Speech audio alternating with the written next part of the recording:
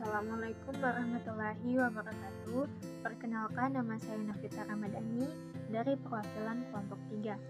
Saya di sini sebagai moderator yang akan membimbing jalannya diskusi kelompok 2 mengenai hambatan untuk memenuhi tugas keluarga. Berikut anggota-anggota dari kelompok 2. Yang pertama, Nurhabna Sahirun, yang kedua, Nur Hasdiarni, dan yang ketiga, Erda Fitriani. Materi pertama akan dibacakan oleh pemateri 1, yaitu Nur Hasdiarni. Kepada Nur Hasdiarni dipersilahkan. Assalamualaikum warahmatullahi wabarakatuh. Perkenalkan, nama saya Nur Hasdiarni dari kelompok 2. Di sini kami akan memaparkan materi mengenai hambatan keluarga dalam memenuhi tugas keluarga. Saya sebagai pemateri pertama. A. Pengertian hambatan. Arti kata hambatan di dalam Kamus Bahasa Besar Indonesia atau KBBI, terdapat 3 arti kata hambatan di Kamus Besar Bahasa Indonesia yang termasuk dalam kelas kata nomina atau kata benda, kayu penghalang atau pengemplang jalan dan sebagainya, halangan rintangan. Menurut KBBI, arti kata hambatan adalah kayu penghalang atau pengemplang jalan dan sebagainya. Arti lainnya dari hambatan adalah halangan. Hambatan memiliki 3 arti. Hambatan berasal dari kata dasar lambat. B. Pengertian keluarga. Teori keluarga. Pengertian keluarga. Istilah keluarga diartikan berbeda-beda tergantung teori yang digunakan secara tradisional. Definisi keluarga menurut Bugres DKK pada tahun 1963 yaitu: 1. Di dalam keluarga terdapat orang-orang yang didasari ikatan darah, perkawinan, dan adopsi. 2. Anggota keluarga biasanya hidup bersama dalam satu rumah. Jika terpisah, mereka menganggap rumah tangga tersebut sebagai rumah mereka. 3. Anggota keluarga saling berinteraksi dan berkomunikasi dalam peran sosial keluarga. 4. Keluarga menggunakan kultur yang sama. Menurut Bailon dan Maglaya pada tahun 1989 mengungkapkan bahwa keluarga adalah 2 atau lebih individu yang hidup dalam satu rumah tangga karena adanya hubungan darah, perkawinan, atau adopsi. Menurut Duval dan Logan pada tahun 1986, ia menyebutkan bahwa keluarga adalah sekumpulan individu dalam ikatan perkawinan, kelahiran, dan adopsi yang bertujuan menciptakan, mempertahankan budaya, dan meningkatkan perkembangan fisik, mental, emosional, serta sosial dari setiap anggotanya.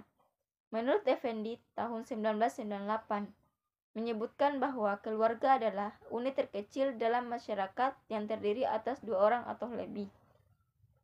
Tipe keluarga seiring tuntunan keluarga dalam beradaptasi dengan lingkungan sosial dan budaya, maka bentuk keluarga akan berubah sesuai dengan tuntunan tersebut. Berbagai bentuk keluarga adaptasi yang terbeban pada orang dan keluarga. Tiap keluarga mempunyai kekuatan sendiri untuk dipengaruhi lingkungan.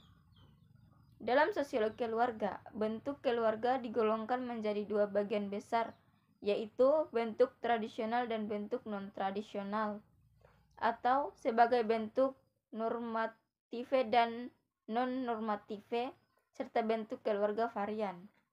Bentuk keluarga varian digunakan untuk menyebut bentuk keluarga yang merupakan variasi dari bentuk normatif, yaitu semua bentuk deviasi dari keluarga inti tradisional. Sekian materi dari saya. Materi selanjutnya akan dipaparkan oleh rekan kelompok saya, Nurhabna Sahirun. Baik, terima kasih. Selanjutnya saya akan menjelaskan mengenai fungsi dan tugas keluarga. Adapun fungsi keluarga yang berhubungan dengan sistem sosial yang luas adalah sebagai berikut. Yang pertama adalah fungsi reproduksi. Keluarga pada hakikatnya mempunyai fungsi sebagai generasi penerus, yang dalam arti bahwa sesungguhnya setiap keluarga mempunyai keinginan untuk mempunyai anak dalam mempertahankan kelangsungan keturunan keluarga tersebut. Kedua, fungsi sosialisasi. Sosialisasi ialah proses belajar, bersikap, berperilaku, dan berkehendak mengenai aturan-aturan, norma-norma, dan tata nilai di dalam kelompoknya. Yang ketiga, fungsi afeksi. Keluarga memberikan cinta dan kasih, dalam arti bahwa di dalam keluarga ada rasa kasih sayang dan cinta kasih antar sesama anggota keluarga, sehingga terdapat ikatan batin yang kuat di dalam keluarga. Karena pada dasarnya dalam kehidupan manusia tidak ada kebutuhan lahiriah saja yang harus dipenuhi, tetapi kebutuhan rohani juga sangat penting karena akan berpengaruh pada perilaku. Yang keempat, fungsi proteksi atau perlindungan. Keluarga juga sebagai lembaga yang akan memberikan perlindungan bagi anggota keluarga sehingga akan menimbulkan rasa aman dan tentram. Yang kelima, fungsi ekonomi. Keluarga mempunyai fungsi sebagai alat ekonomi untuk mencari nafkah dan mengatur keluarganya. Di dalam keluarga juga terdapat kegiatan ekonomi seperti kegiatan produksi dan konsumsi. Yang keenam, fungsi religius. Keluarga mempunyai fungsi untuk meletakkan dan menanamkan dasar-dasar agama bagi anak dan anggota keluarga. 7. Fungsi pendidikan. Keluarga mempunyai fungsi untuk mendidik anak-anak sebelum masuk sekolah secara formal. Fungsi ini juga untuk mendidik anak mulai dari awal sampai pertumbuhan anak, hingga terbentuk personalitinya. Anak-anak lahir tanpa bekal sosial. Agar si anak dapat berpartisipasi, maka harus disosialisasi oleh orang tuanya tentang nilai-nilai yang ada dalam masyarakat. Jadi dengan kata lain, anak-anak harus belajar norma-norma mengenai apa yang senyatanya baik dan tidak layak dalam masyarakat. Yang kedelapan, fungsi rekreasi. Keluarga mempunyai fungsi untuk menciptakan suasana yang menyenangkan bagi anggota keluarganya. 9. Fungsi penentuan status. Jika dalam masyarakat terdapat perbedaan status yang besar, maka keluarga akan mewariskan statusnya pada tiap-tiap anggota atau individu, sehingga tiap-tiap anggota keluarga mempunyai hak-hak istimewa. Perubahan status ini biasanya melalui perkawinan. Hak-hak istimewa keluarga, misalnya menggunakan hak milik tertentu, dan lain sebagainya. Jadi, status dapat diperoleh melalui assigned status maupun ascribed status. Assigned status adalah status sosial yang diperoleh seseorang di dalam lingkungan masyarakat yang bukan didapat secara lahir, tetapi diberikan karena usaha dan kepercayaan masyarakat. Contohnya, seseorang yang dijadikan kepala suku, ketua adat, sesepuh, dan lain sebagainya. Sedangkan ascribed status adalah tipe status yang didapat sejak lahir seperti jenis kelamin, ras, kasta, keturunan, suku, usia, dan lain sebagainya. Yang ke-10, fungsi pemeliharaan. Keluarga pada dasarnya berkewajiban untuk memelihara anggotanya yang sakit, menderita, dan tua. Fungsi pemeliharaan ini pada setiap masyarakat berbeda-beda, tetapi sebagian masyarakat membebani keluarga dengan pertanggungjawaban khusus terhadap anggotanya, bila mereka tergantung pada masyarakat. Seiring dengan perkembangan masyarakat yang makin modern dan kompleks, sebagian dari pelaksanaan fungsi pemeliharaan ini mulai banyak diambil alih dan dilayani oleh lembaga-lembaga masyarakat, misalnya rumah sakit, rumah-rumah yang khusus melayani orang-orang jompo. Sekian dari saya. Untuk pemaparan materi selanjutnya akan dijelaskan oleh Saudari Irda Fitriani. Materi selanjutnya akan dibacakan oleh pemateri ketiga, yaitu Irda Fitriani. Kepada Irda dipersilahkan. Assalamualaikum warahmatullahi wabarakatuh. Perkenalkan, nama saya Irda Fitriani. Sebelumnya saya ingin mengucapkan terima kasih kepada moderator. Di sini saya akan melanjutkan materi pembahasan dari teman saya, yaitu contoh-contoh hambatan dalam keluarga. Semua anggota keluarga punya kesibukan tersendiri. Kesibukan kerap dianggap sebagai pemicu renggangnya komunikasi dalam keluarga. Ada anggota keluarga yang sibuk dari pagi sampai malam, sekolah atau bahkan tinggal di kota lain. Hal ini biasanya semakin parah jika anak-anak dalam keluarga semakin besar dan sudah mandiri. Waktu untuk berkumpul bersama jadi makin berkurang karena semua anggota keluarga sibuk dengan urusannya masing-masing. Adapun contoh-contoh hambatan dalam keluarga yaitu yang pertama, rasa segan terhadap orang tua. Di Indonesia, masih banyak orang tua yang memberlakukan cara mendidik yang konvensional bagi anak. Cara ini, orang tua senantiasa berada di pihak yang benar dan tidak mau mendengarkan pendapat anak atau keluarga yang lain yang lebih muda. Akibatnya, anak-anak pun merasa tidak ingin lagi menyampaikan isi hati dan pendapatnya. Jika dibiarkan terus-menerus, tentu saja hal ini akan semakin menghambat komunikasi dalam keluarga. Yang kedua yaitu kurangnya rasa percaya dalam keluarga. Ternyata tidak banyak orang yang bisa berkomunikasi secara baik dalam keluarga. Ketika mengalami atau merasakan sesuatu, banyak orang menganggap bahwa sahabat jauh lebih bisa mendengarkan atau membantu dalam keluarga. Anggapan keliru seperti ini harus senantiasa diantisipasi sedini mungkin. Dalam sebuah keluarga harus ada momen khusus untuk berkumpul dan saling bercerita dari hati ke hati. Bersantai sembari ditemani teh berkualitas dan sajian cemilan lainnya tentu akan membuat semua anggota keluarga merasa lebih rileks. Kalau hal ini mulai dijadikan kebiasaan dalam keluarga, niscaya rasa percaya satu sama lain antar anggota keluarga akan terjalin dengan baik. Setiap masalah yang dihadapi bersama keluarga akan terasa lebih ringan dan mudah disesuaikan. Yang ketiga yaitu ekonomi.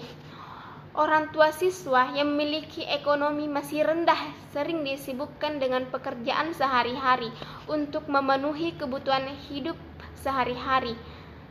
Kesibukan ini menyebabkan mereka cenderung sulit berpartisipasi, terlibat aktif dalam berbagai kegiatan bersama sekolah. Yang keempat yaitu kurang percaya diri. Orang tua siswa kurang percaya diri untuk membantu sekolah. Hal ini diperkuat dengan sikap pihak sekolah yang kurang percaya diri membantu orang tua murid dalam mengatasi masalah-masalah pendidikan anak di rumah. Yang kelima yaitu kesenjangan generasi. Orang tua siswa yang usianya sangat tua atau tokoh masyarakat yang sudah cenderung tidak mau terlibat banyak dalam berbagai kegiatan sekolah, meskipun sebenarnya keterlibatan mereka sangat dibutuhkan dan di sekolah. Yang keenam yaitu kesibukan pekerjaan. Kesibukan pekerjaan merupakan hal yang menjadi pertimbangan bagi orang tua siswa terlibat dalam berbagai kegiatan sekolah, lebih-lebih di pedesaan yang umumnya bermata pencaharian sebagai petani. Yang ketujuh yaitu norma dan nilai budaya. Faktor budaya dari orang tua yang kuat seakan-akan guru adalah seorang ahli yang memiliki kemampuan mengatasi segala masalah. Akibatnya, orang tua sering menyerahkan sepenuhnya keberhasilan anaknya kepada pihak sekolah. Yang kedelapan yaitu budaya kelas. Keterbukaan sekolah untuk mengajak partisipasi orang tua siswa masih belum optimal. Ada keraguan pihak guru dan sekolah dan bahkan ketakutan kalau orang tua siswa melakukan intervensi pada hal-hal teknik yang menjadi kewenangan guru. Yang kesembilan yaitu pengalaman negatif masa lalu. sekolah sering memiliki pengalaman negatif akibat keterlibatan orang tua siswa. Hal ini membawa dan mempengaruhi sekolah untuk enggan berbuat banyak dalam membangun kemitraan yang optimal. Selanjutnya yaitu cara menghadapi hambatan dalam keluarga. Bagaimana cara menghadapi masalah dalam keluarga? Dalam setiap hubungan keluarga dapat terjadi masalah, meski dalam keluarga yang sangat harmonis. Saat ada masalah dalam keluarga, tentu ini akan mengganggu setiap anggota keluarga. Saat Anda dalam keadaan seperti ini, Anda harus mendapat solusi yang terbaik. Bersama dalam keluarga adalah saat Anda merasa paling aman. Anggota keluarga adalah orang yang paling dapat Anda percaya, paling menyayangi dan paling membantu Anda dalam masalah apapun. Kita mungkin mengalami perselisihan dengan anggota keluarga yang disebabkan karena ada perbedaan cara pandang. Adapun cara mengatasi masalah dalam keluarga, yang pertama yaitu analisa permasalahan Anda.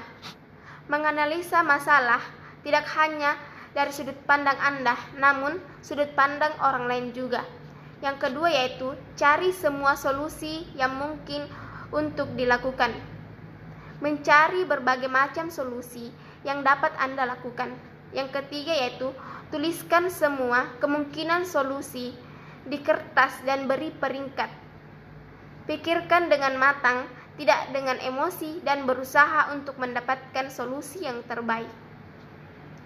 Yang keempat yaitu diskusikan masalah ini dengan anggota keluarga Anda.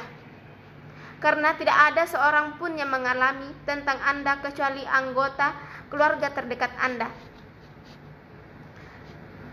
Yang kelima yaitu jangan berpikir negatif. Hindari pikiran negatif seperti keinginan ingin meninggalkan keluarga Anda. Yang keenam yaitu setuju dalam keputusan bersama. Anda harus setuju dengan keputusan bersama yang mempunyai solusi yang terbaik dan mempunyai hasil yang positif untuk Anda dan keluarga.